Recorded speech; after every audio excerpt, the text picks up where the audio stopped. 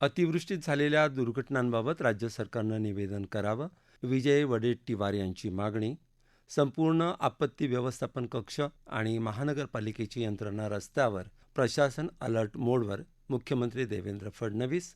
आणि अतिवृष्टीच्या पार्श्वभूमीवर विधानसभेचं दिवसभराचं कामकाज तहकूब. ही होती आजच्या कामकाजाची ठळक वैशिष्ट्य. विधिमंडळाच्या पावसाळी अधिवेशनातील तिसऱ्या आठवड्याचं कामकाज आज सुरू झालं. विधानसभेचं कामकाज सुरू होताच काँग्रेस सदस्य विजय वडेट्टीवारांनी अतिवृष्टीचा मुद्दा मांडला. मुंबई महानगरासह राज्याच्या विविध भागात मोठ्या प्रमाणावर पाऊस सुरू असून मुंबईत विविध दुर्घटनांमध्ये बळी पडलेल्यांची संख्या 12 झाल्याचं वडेट्टीवार यांनी सांगितलं. इमारत कोसळून 6 लोक चिरडले गेले, झाडं पडून 3 लोकांचा तर उघड्या मॅनहोलमध्ये पडून 2घांचा जीव गेला आहे. हा केवळ दुर्घटनांचा विषय नसून महानगरपालिकेच्या जबाबदारीचा विषय आहे.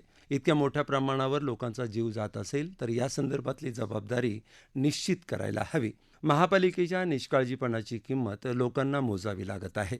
अनधिकृत बांधकामं, अर्धवट इमारती आणि धोकादायक वस्त्यांच्या संदर्भात पावसाळ्यापूर्वी उपाययोजना करायला हव्या होत्या. सतर्कता बाळगायला हवी होती, त्या केलेल्या दिसत नाहीत. यासोबतच करोडो रुपये खर्चून बांधलेल्या मिसिंग लिंकवर दरड कोसळून वाहतूक पूर्णपणे बंद झाली आहे. तिथे पहिल्या पावसात खड्डे पडले आहेत. मुंबई पुणे द्रुतगती महामार्ग, जुना मुंबई पुणे मार्ग बंद आहे. रेल्वे बंद पडली आहे. या सर्व घटनांबाबत राज्य सरकारनं लोकांसमोर वस्तुस्थिती मांडली पाहिजे. या सगळ्या घटनांच्या चौकशीची घोषणा केली पाहिजे, अशी मागणी विजय वडेट्टीवार यांनी केली. मुंबईतील परिस्थिती अत्यंत वाईट झाली असून 5 दिवसात 10 पेक्षा अधिक लोकांचे मृत्यू झाले आहेत. सरकारनं या मृतांच्या वारसांना तातडीनं प्रत्येकी 25 लाखांची मदत जाहीर करावी, अशी मागणी काँग्रेस सदस्य अमीन पटेल यांनी केली. पावसाची तीव्रता आणखी वाढणार असून मुंबई महापालिकेचं व्यवस्थापन पूर्णपणे कोलमडलं आहे. त्यामुळे राज्य सरकारनं तातडीनं हस्तक्षेप करण्याची गरज आहे. मुंबईसह महानगर क्षेत्रातील मृत्यू रोखण्यासाठी राज्य सरकारनं कठोर पावलं उचलायला हवीत, अन्यथा बळींची संख्या शेकडोंमध्ये जाण्याची शक्यता आहे. त्यामुळे राज्य सरकारनं या क्षेत्रातील महापालिकेच्या अपयशावर निवेदन करावं, अशी मागणी अमीन पटेल यांनी केली. तर मुंबईत अनेक ठिकाणी झाडं पडण्याचं प्रमाण मोठ्या प्रमाणावर वाढलं असून वृक्ष छाटणीचं काम झालेलं नाही. झाडं पडून मृत्यू होत आहेत. गाड्यांचं नुकसान होत असल्यानं त्याची तातडीनं दखल घ्यावी. मुंबई महानगरपालिका प्रशासनाला तातडीनं आदेश देऊन वृक्ष छाटणीचं काम करणं आवश्यक असल्याचं शिवसेना उभाटा पक्षाचे सदस्य अजय चौधरी यांनी सांगितलं. तसंच मुंबई महापालिकेच्या महत्वाकांक्षी योजना असलेल्या सिमेंट काँक्रीटच्या रस्त्यांना अनेक ठिकाणी तडे पडले असून या सगळ्या कामाची दखल घेऊन त्यांची चौकशी करून तातडीनं ती दुरुस्त करावीत, अशी मागणीही अजय चौधरी यांनी केली. गेल्या काही तासांपासून सातत्यानं कोसळणाऱ्या पावसामुळे राज्यातील अनेक भागात गंभीर परिस्थिती ओढवलेली आहे. मुंबईसह किनारपट्टीच्या भागात ताशी 70 ते 90 किलोमीटर वेगानं वादळी वारे वाहण्याची शक्यता हवामान विभागानं वर्तवली आहे. ही परिस्थिती अत्यंत गंभीर असून पुढील काही तास झाडं कोलमडणं किंवा इतर दुर्घटना घडू शकतात. त्यामुळे नागरिकांनी सजग राहावं आणि अत्यंत अत्यावश्यक काम असल्याशिवाय घराबाहेर पडणं किंवा प्रवास करणं पूर्णपणे टाळावं, असं आवाहन मुख्यमंत्री देवेंद्र फडणवीस यांनी सभागृहात केलं. हवामान विभागानं वर्तवलेली पावसाची स्थिती लक्षात घेऊन मुंबईतील शाळा महाविद्यालयांना सुट्टी देण्यात आली असून नोकरदारांसाठी वर्क फ्रॉम होमची विनंती करण्यात आली असल्याची माहिती मुख्यमंत्र्यांनी सभागृहाला दिली. मुंबईत दरवर्षी संपूर्ण मान्सून हंगामात सरासरी 800 झाडं पडतात. मात्र काल ताशी 50 ते 60 किलोमीटर वेगानं वाहणाऱ्या वाऱ्यांमुळे एकाच दिवसात तब्बल 350 झाडं कोसळली आहेत. यावरून परिस्थितीच्या गांभीर्याची कल्पना येईल. विरोधकांनी उपस्थित केलेले मुद्दे नक्कीच गंभीर आहेत, पण हे निसर्गाचे विपरीत रूप आहे. प्रशासन पूर्वतयारीपेक्षा अधिक वेगानं काम करत असून संपूर्ण आपत्ती व्यवस्थापन कक्ष आणि महानगरपालिकेची यंत्रणा रस्त्यावर उतरून सामना करत असल्याचं मुख्यमंत्र्यांनी स्पष्ट केलं.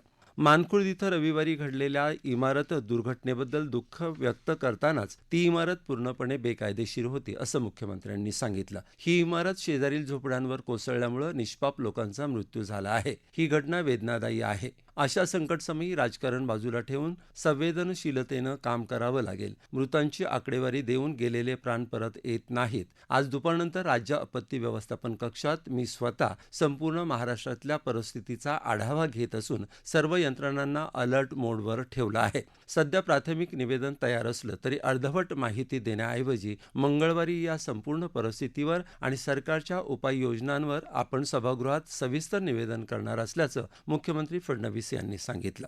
मुंबई पुणे एक्सप्रेस वेवर कनेक्टिंग रिंगपाशी दरड कोसळताच तात्काळ वाहतूक रोखून ती वळवण्यात आली आहे. दोन्ही बाजूंनी प्रवाशांना रस्ता बंद असल्याचं सांगण्यात आलं असून अडकलेल्या गाड्या आणि लोकांना सुरक्षितपणे बाहेर काढण्याचं काम युद्धपातळीवर सुरू आहे.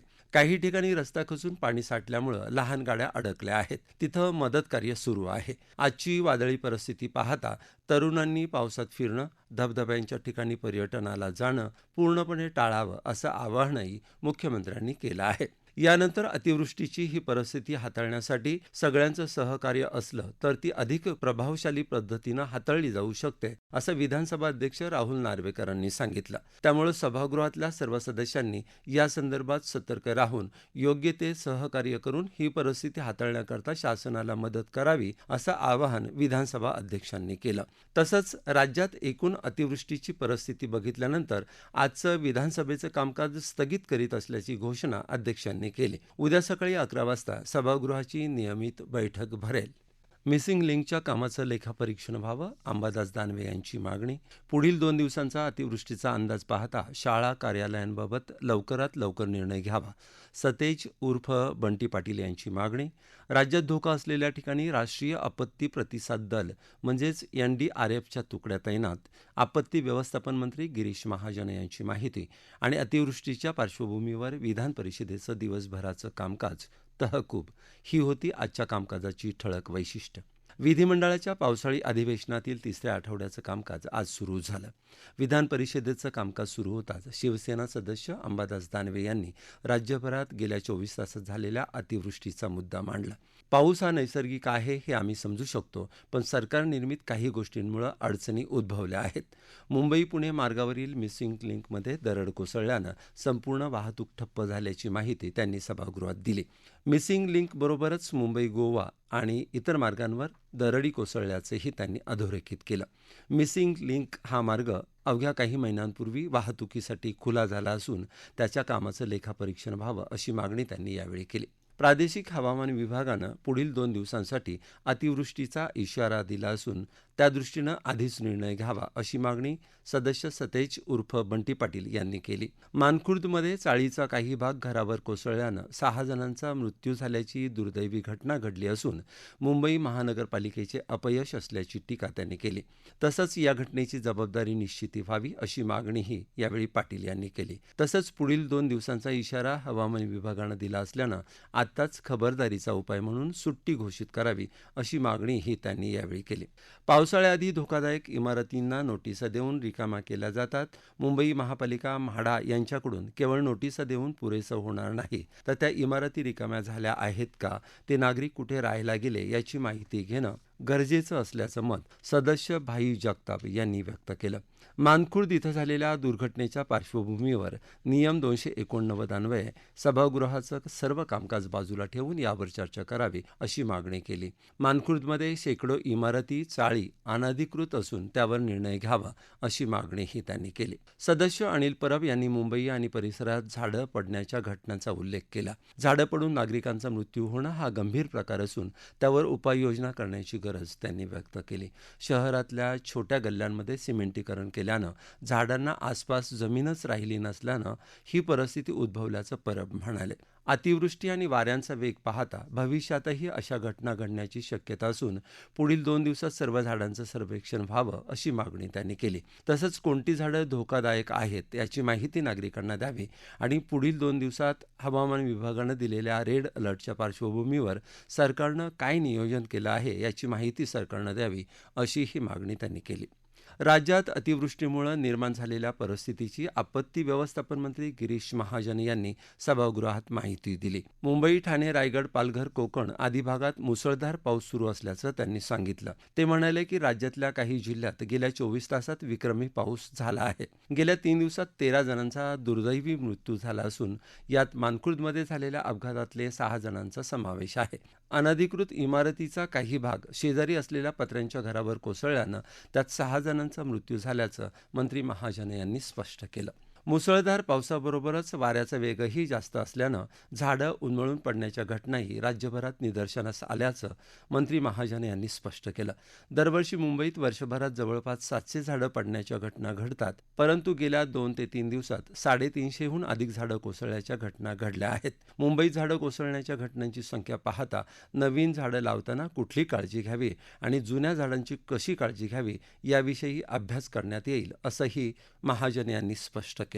येत्या काही तासात वाऱ्यांचा वेग 70 ते 90 किलोमीटर प्रति तास असण्याची शक्यता असून त्यामुळे हे झाडे कोसळण्याची शक्यता आहे, अशी ही शक्यता महाजन यांनी वर्तवली. राज्यात ज्या ठिकाणी गंभीर धोका आहे तिथे राष्ट्रीय आपत्ती प्रतिसाद दल म्हणजेच NDRFच्या तुकड्यांना तैनात करण्यात आला आहे.